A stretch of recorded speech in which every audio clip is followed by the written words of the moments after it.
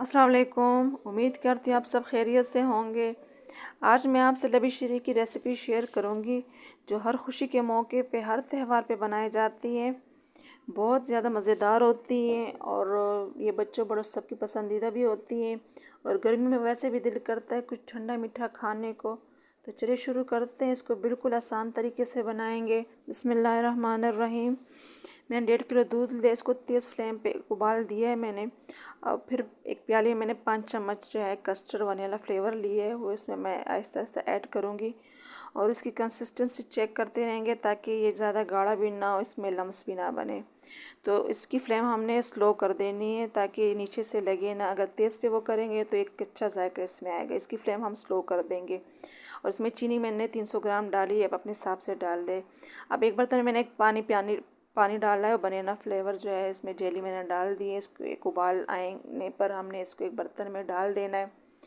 तो जो भी फ्लेवर हमारे पास हो, स्ट्रॉबेरी वनीला हो या जो भी हो, मैंगो, वो हमने जो है एक ही बर्तन में एक ही जैसे वो करना है ताकि हमारे जो क्यूब्स कटे वो सेम एक ही साइज़ के कटे। उसी बर्तन में मैंने दोबारा एक पानी प्याली डाली है, उसमें मैंने जो है कस्टर्ड ये जो जेली है वो मैंने डाल दी है। और इसको एक उबाल आने पर उसी तरह सेम बर्तन में हम इसको डाल देंगे और इसको रूम टेम्परेचर पे ठंडा कर देंगे। और ये जो कस्टर्ड की कंसिस्टेंसी आप चेक करें, इतना ही हो, ज़्यादा गाढ़ा भी ना हो, पतला भी ना हो। अब एक बर्तन में मैंने 3 चम्मच जो है रंगीन वो सेवइयाँ ली हैं, इसको 2-3 मिनट पकाया है।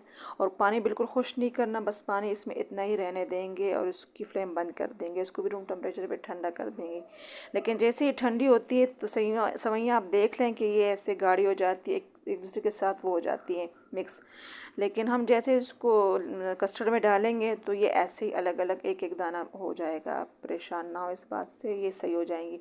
मैंने मौसमी फ्रूट कुछ लिए, अंगूर लिए, आम लिए, सेब लिए, वो मैंने डाल दिए। आप कोई सा भी फ्रूट ले सकते हैं। तो मेरे पास यही थी, मैंने यही डाल दी है। तो इसमें जितने ड्राई फ्रूट होते हैं, जितने फ्रूट होते हैं, इतना ही इसका मज़ा और भी आ जाता है। इसको जैसे तो इसको लबी शीरी भी बोलते हैं। मैंने जो स्ट्रॉबेरी वो है जेलियाँ हैं, ये भी मैंने काट दी हैं। सेम एक ही साइज़ के काटेंगे, ना ज़्यादा मोटे ना ज़्यादा पतले। एक साइज़ के काटें, ज़्यादा मोटे ज़रा अच्छे नहीं लगते, तो मैंने दरमियाने साइज़ के काट लिए।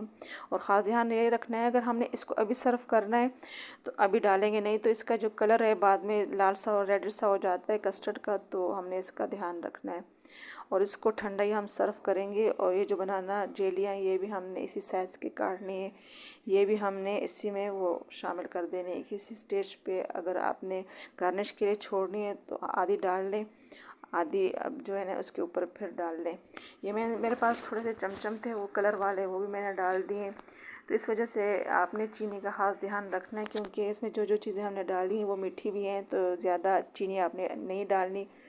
तो इसका आपने ध्यान रखना है। मैंने एक पैकेट उसका लिया है और ऊपर से मलाई का लिया है, आप कोई सा भी ले सकते हैं। तो इसको मैंने अच्छी तरह बीट कर देना है एंड से। तो इसको अच्छी तरह वो करूँगी, लेकिन ये कि इसको आधा घंटा लाजमी फ्रीज़र में रखना है, वरना तो ये पानी पानी हो जाएगा। जैसे ही हम इसको लाएंगे तो इसकी जो है वो पानी पानी हो जाएगा। इस वजह से हमने इसको बिल्कुल फ्रीज़र में ठंडा करके बीट करना है हाथ से। तो ये देखिए माशाल्लाह कैसे हमारे जो है लबी शीरी तैयार हो चुका है। अब इसमें हमने ये जो मलाई है और भी ऐड कर देनी है। इसको आप चेक करते रहेंगे, जितना आप खाना चाहें इसमें हम डाल सकते हैं। तो मैंने इतनी ली है और इतने थोड़े से कम दूध में मैंने 2 बड़े बाउल तैयार किए। आखिर में मैंने केले डाल लिए, इससे पहले केले नहीं काटे क्योंकि फिर काले हो जाते हैं। और ऊपर से मैंने थोड़े से पिस्ता और बादाम डाल के इसकी गार्निश किए। आप कोई सी चीज़ भी डाल सकते हैं ऊपर गार्निश के लिए। तो देख लें माशाल्लाह कैसे हमारे मज़ेदार लबी शीरी तैयार हो चुका है।